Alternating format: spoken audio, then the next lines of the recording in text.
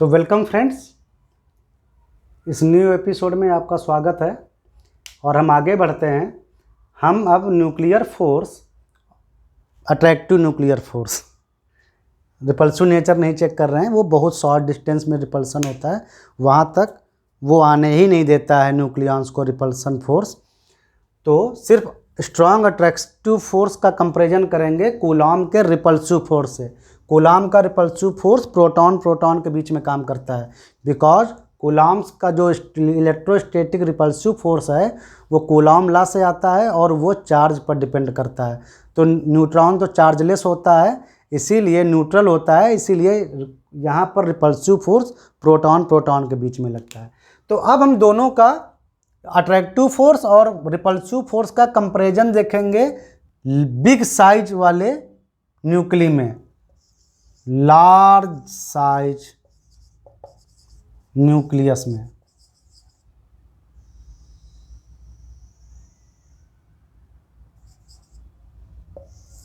यानी mass number जिनके 60 से इक्वल या ज़्यादा समझो, निकल के बाद वाले मतलब थोड़ा सा बड़े हो गए।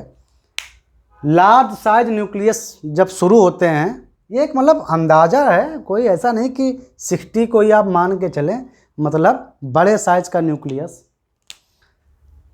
बड़े साइज का न्यूक्लियस जैसे यूरेनियम,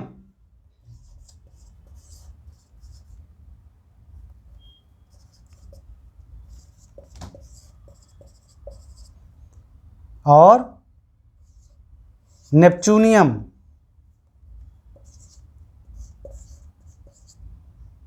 मास नंबर पता नहीं, उसका एटॉमिक नंबर मुझे याद है। और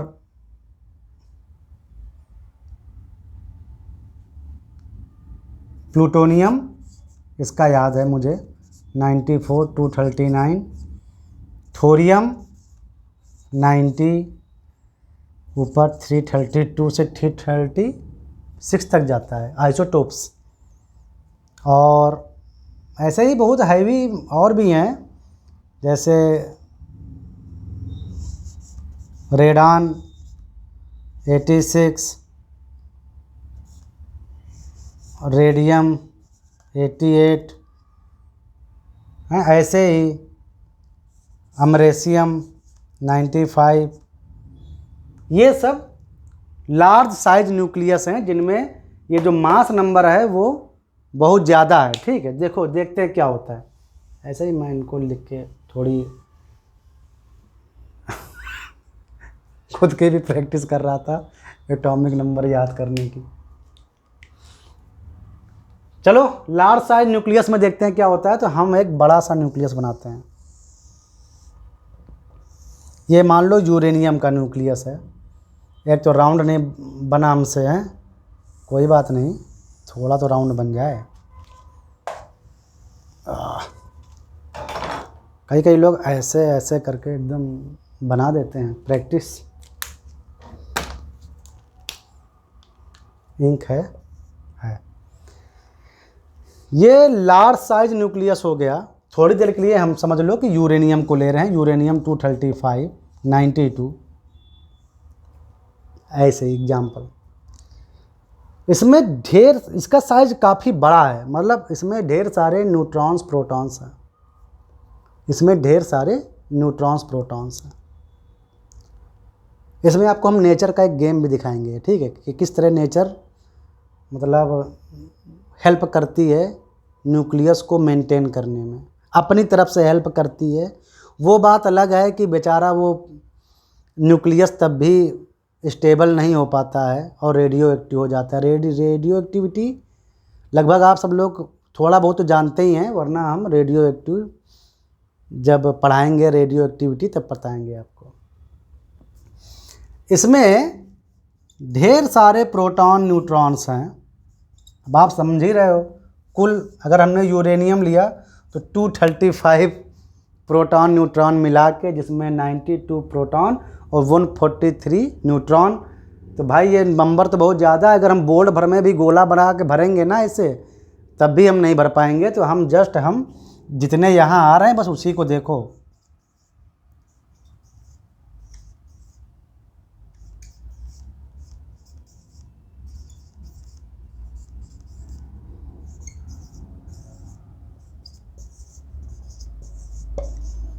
किसी तरह भर जा भाई।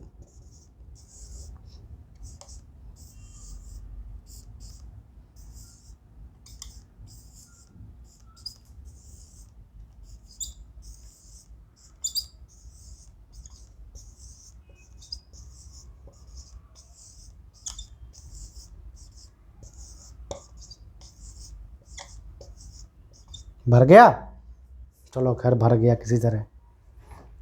चलो देखो, ये एक बड़े साइज का न्यूक्लियस है, इसमें प्रोटॉन न्यूट्रॉन्स हैं ढेर सारे। देखो क्या होता है, हमने देखा कि जो ये न्यूक्लियर फोर्स है जो बहुत स्ट्रांग अट्रैक्टिव फोर्स जनरेट करता है, लेकिन उसकी जो रेंज है वो केवल 0.75 फर्मी से लगा के 2.5 फर्मी तक काम मतलब रहती है। यहाँ तो वो 0 हो जाती है, मतलब इससे कम ही समझ लो, 2 समझ लो आसपास। 0.7 फर्मी से केवल 2 फर्मी तक वो अट्रैक्टिव फोर्स लगाता है। 2.5 पर तो के आसपास तो 0 हो जाता है। यानी इसकी जो न्यूक्लियर फोर्स की जो रेंज है अट्रैक्शन की, लगाता तो बड़ा तगड़ा अट्रैक्टिव फोर्स है, लेकिन उसकी रेंज बहुत कम है। तो जैसे हम ये न्यूक्लियन लेते हैं, देखो न्यूक्लियर फोर्स चार्ज पर डिपेंड नहीं करता, उसके लिए प्रोटॉन न्यूट्रॉन सब इक्वल हैं, ठीक है। तो हम यहाँ पर प्रोटॉन न्यूट्रॉन ना बोल के एक न्यूक्लियन बोलेंगे, क्योंकि प्रोटॉन न्यूट्रॉन को कंबाइंड फॉर्म में न्यूक्लियन बोलते हैं ना। तो हम ये एक न्यूक्लियन लिया, जो कि आपको प्रोटॉन दिख रहा है, वो हमने एक न्यूक्लियन समझ के ले लिया। तो मैंने पहले ही कहा कि अगर इस न्यूक्लियन के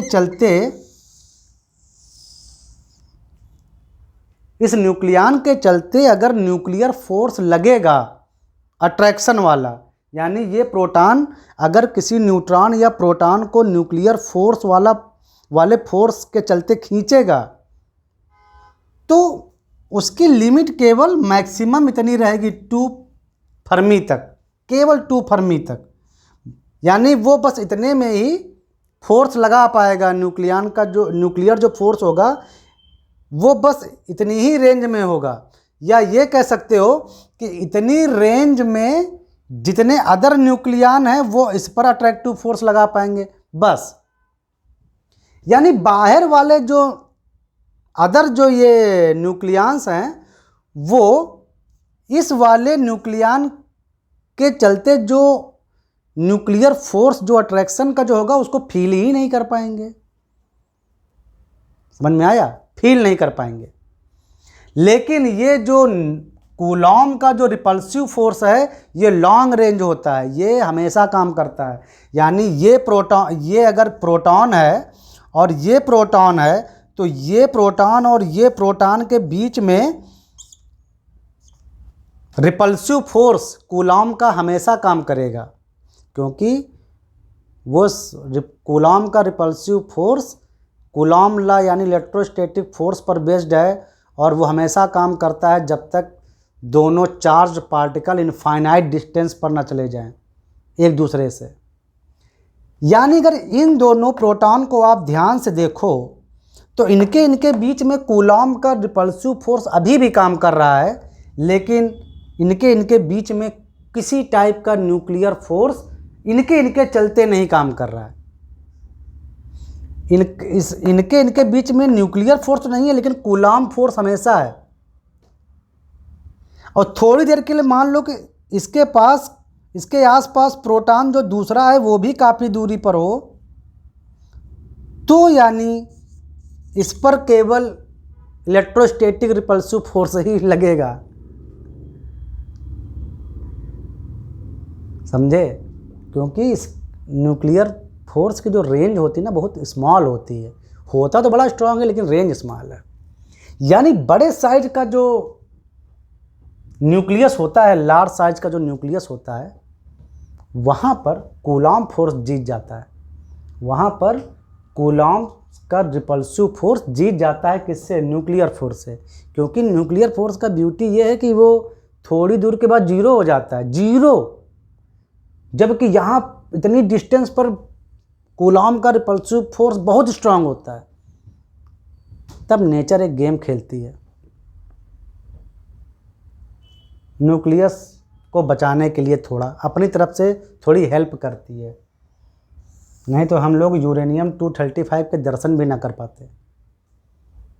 क्या हेल्प करती है वो? न्यूक्लियस में देखो, नेचर का गेम देखो, उसने जब हमारा मास नंबर बढ़ने लगता है, एटॉमिक नंबर जब बढ़ने लगते हैं, तो हम देखते हैं कि न्यूक्लियस में न्यूट्रॉनों की संख्या बहुत बढ़ती जाती है। देखो यहाँ पर 92 प्रोटॉन है और 143 न्यूट्रॉन है, बहुत ज़्यादा, लगभग 1.5 गुना ज़्यादा। तो मतलब प्रोटॉनों की संख्या बढ़ती जा रही है, बढ़ती जा रही है। इस नेचर कितना बढ़िया गेम खेल रहा है कि हेल्प कर रहा है, न्यूट्रॉन डाल के, ज़्यादा डाल के न्यूट्रॉन हेल्प हो रही है। उससे हेल्प कैसे होती बताता हूँ। जब न्यूट्रॉन ज़्यादा होते हैं ना, तो प्रोटॉन के बीच की डिस्टेंस बढ़ जाती है। भाई देखो, जैसे ये प्रोटॉन और ये प्रोटॉन के बीच में एक ज़बरदस्ती न्यूट्रॉन घुस गया। अब ज़रा ये प्रोटॉन और ये प्रोटॉन को देखो, इसके बीच में जैसे इतने न्यूट्रॉन आ गए, इनके बीच की डिस्टेंस और बढ़ गई। मतलब ये प्रोटॉन के बीच में ये न्यूट्रॉन और ये धीरे धीरे आकर थोड़ा सा दूर कर दिए प्रोटॉन को। तो डिस्टेंस बढ़ती है, डिस्टेंस बढ़ने से कूलॉम फोर्स डाउन हो जाता है। कूलॉम फोर्स जो रिपल्सिव फोर्स होता है वो डाउन हो जाता है। और ये जो पास में जो ये न्यूट्रॉन जो ज़्यादा आ जाते हैं, जो आ गए हैं, अधिक जो न्यूट्रॉन हो गए हैं, न्यूट्रॉन तो अट्रैक्टिव फोर्स लगा सकता है न्यूक्लियर फोर्स का, क्योंकि न्यूक्लियर फोर्स तो किन्हीं दो पार्टिकल के बीच में लगता है, चाहे वो चार्ज जिनमें जो भी हो, न्यूट्रॉन के बीच में रिपल्सिव फोर्स उतना ही इफेक्टिवली काम करेगा जितना न्यूट्रॉन प्रोटॉन के बीच में करेगा, जितना प्रोटॉन के बीच में करेगा। तो ये जैसे जो न्यूट्रॉन जो ज़्यादा जो आ गए, तो ये क्या करते हैं, ये दो काम करते हैं। एक तो ये पास आके इस रेंज में घुस के तुरंत न्यूक्लियर फोर्स लगाने लगते हैं किसी प्रोटॉन पर कि भाई तू भाग मत, मैं आ गया हूँ रेंज में, मैं तुझे पकड़ के रखूँगा। दूसरा काम क्या करते हैं कि बीच में मतलब ज़्यादा हो गए ना, तो दो प्रोटॉनों के बीच की डिस्टेंस बढ़ा देते हैं कि थोड़ा सा और दूर चलो भाई, भीड़ हो गई। तो दो प्रोटॉन पास में थे, वो न्यूट्रॉन ज़्यादा संख्या में आके बीच में घुस घसा गए और वो दूर हो गए प्रोटॉन। इसको ऐसे समझो, इसकी फिजिक्स अलग है, थोड़ा लेमैन लैंग्वेज में। तो क्या हुआ कि प्रोटॉन के बीच में रिपल्सिव फोर्स भी डाउन हो गया, कूलॉम का फोर्स, और जो न्यूट्रॉन जो पास में जो आ गया ज़्यादा, वो अट्रैक्टिव फोर्स लगाने लगा, न्यूक्लियर अट्रैक्टिव फोर्स। तो इससे क्या होता है कि इससे काफ़ी स्टेबिलिटी आ जाती है, इससे काफ़ी स्टेबिलिटी आ जाती है। जैसे लेड, जिसका एटॉमिक नंबर 82 और इसमें लगभग 206 न्यूक्लियॉन्स होते हैं, 206 न्यूक्लियॉन्स, यानी 82 प्रोटॉन और बाकी